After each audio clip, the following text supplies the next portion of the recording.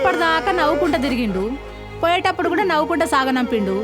ఇప్పుడేమో చిన్న పోనలకి ఏడవబట్టిండు. ఈయన మనసు నిండుకుండా సుశీల.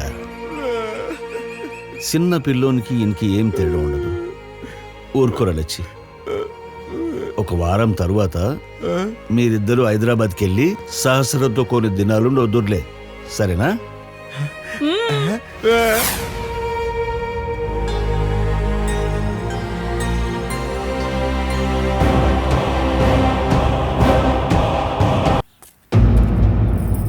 మేడం మేడం మేడం, हाँ बोलिए। మా బామ్మ కళ్ళు తెరి కింద పడిపోయింది. నాకు చాలా భయమేస్తుంది.